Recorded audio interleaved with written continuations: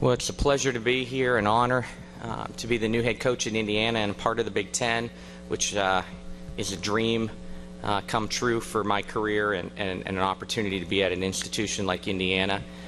We're walking into the Big Ten in historic time with 7 NCAA tournament teams last year and an 8th team winning a postseason tournament.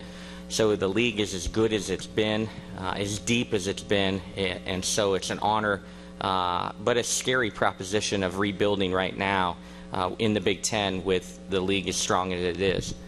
Excited that I've inherited some senior leadership. We have 3 seniors on the team, highlighted by Alani Sinclair and Jasmine McGee, who are here today with us. They got to give us leadership, but we only inherited 9 scholarship players in June, and out of those 9 scholarship players, when I got there in June, we had 3 of them injured. So depth is an issue. We certainly know who we are.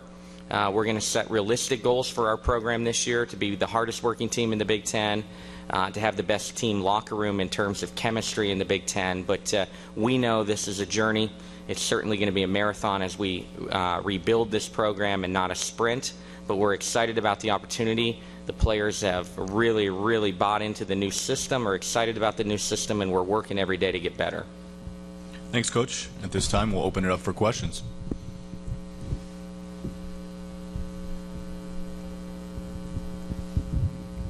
Why Indiana? Why was this a good job for you? Well, it was a dream opportunity for me. One, I've always looked at Indiana as a sleeping giant in the world of women's basketball. There's more tradition at Indiana than it's given credit for in women's basketball. But when you think about basketball, I grew up thinking about Indiana. I grew up in a small western Pennsylvania town, and I referred to my hometown as a Hoosier town, and didn't even realize why I necessarily said that, other than the fact that I grew up in a crazy basketball town in western Pennsylvania. So we called ourselves a Hoosier town because I viewed growing up that everyone in the state of Indiana grew up with a basketball hoop in their driveway, a basketball hoop in the barn, basketball hoop at the park at the end of the street. And so when you think about passion and basketball, it all comes back to Indiana. And it was a great time for myself in the career. Hard to leave a program where you've won 8 straight championships and built something very special as a mid-major power. But it was the right time, and I really look forward to rebuilding this program.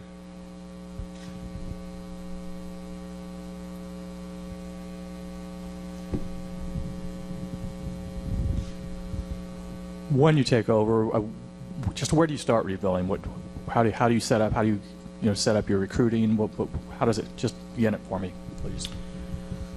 Well, obviously, we're trying to build a program and not a team, and we're going to take our time. And we got a great blueprint right across the hallway in Cook Hall, our practice facility in the men's program. 4 years ago, 0-18 in the Big Ten. 4 years later, the preseason #1 team in the country. And so we have a blueprint right in our own building. And so I'm excited about rebuilding, and it starts really in recruiting. And we have to improve our talent level on our roster, and we got to do that by recruiting the state of Indiana and then the Big Ten footprint. You know, we can run all around nationally and recruit because Indiana can attract people academically, can attract people because of our facilities, the beauty of our campus. But if we can't compete in the state of Indiana and the Big Ten footprint for recruits, we're not going to build it the way we want. So we've got to roll up our sleeves and win recruiting battles in the Midwest, starting with the home state.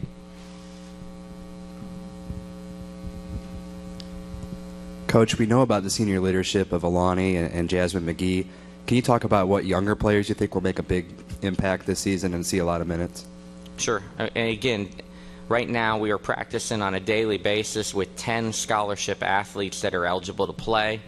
And so depth is a concern. A lot of those 10 haven't been huge contributors. So we have to rely on our upperclassmen, Alani and Jasmine. But another player you have to look at to have a breakthrough season for us to be successful this year is Quanisha McCurdy, our 6'5", 6'6", sophomore post player. Now, she's very versatile and can step out to the arc. We love versatile post players in the way we play. We love to give the green light for post players to shoot threes, and that's where she likes to be. We got to get her a little tougher and enjoy the paint. I think she's allergic to the paint, but we'll get her a little bit better here in the future. But we have to have a big year out of those three. Other players that need to step up is our other senior, Linda Rubinet, has to have a good year for us. And then we have good depth. The one position that we have good depth in is the center position. Now, when you look around the league and you look at the centers in our league, we may not have the individual talent, but we definitely have fouls to give. We definitely have bodies to throw at people. And so even though we might not have a superstar in the post, we have to have a lot of people step up and help us at the defensive end, rebounding and running our ball screen offense that we believe so much in.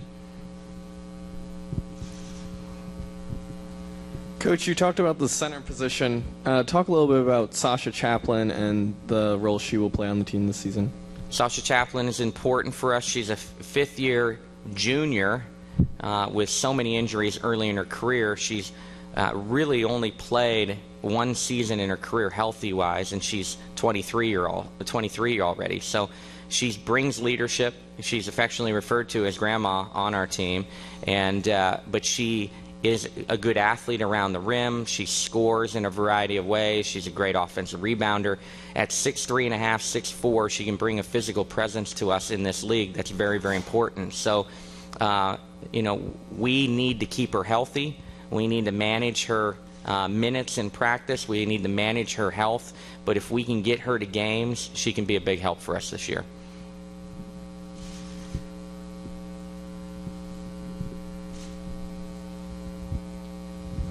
Hey, Curt, it's great to see you in the conference. When you talk about winning your home state, I mean, obviously there's some schools up north that are in Indiana as well. Does you coming to Indiana take the Purdue rivalry maybe to another level as far as recruiting and competition and like let's get after it? Absolutely, and when you mention Purdue, you mention Notre Dame. We're in a unique situation as the school and state that has other really, really talented women's basketball programs in our state. But we didn't win any of those battles in the past. When you look at our roster and the 9 returning players on our roster, we only had 3 Indiana kids on our roster out of the 9. And when you looked at our roster, we had Hawaii, Texas, Florida, Georgia, Latvia. Didn't know where Latvia was. Had to get out a world map. And but when you pull out a stat sheet, your 2 leading scorers were still Indiana kids. Your starting point guard was an Indiana kid. We have to recruit the state, and the buzz right now in the younger classes, which is most important, the 15s, the 16s, and beyond, the buzz in the state right now that Indiana's a factor, and Indiana is a destination place for players in the state of Indiana. We're really, really excited about it. And again, it's going to be a marathon. It's not going to be a sprint. We don't have visions that, we're not putting unrealistic goals on our team currently. We know we have to build this program, but I'm excited about the journey ahead. We have time for one more question for Coach.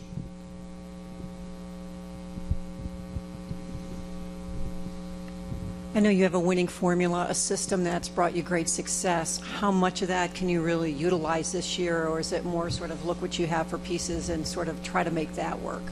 It's a great question. We truly believe in our pick and roll system, and we asked to go around nationally and speak about it. It helped develop a Bowling Green into a mid-major power. We actually started to develop it with Becky Hammond at Colorado State and built them into a mid-major power. I believe in it, so we're going to play it. Do we have all the pieces that are perfect for how we play? No, but we're going to recruit to that system because we believe in it. So we have to have a little bit of tweak here and there to allow the offense and defense to work with our personnel this year, but we are not going to back away from what has been so successful nationally, and we're going to recruit to that system in the future and put the pieces in place. So a little bit of tweak this year, but we really, really believe in our pick and roll system. Thank you very much, Coach. Thank you.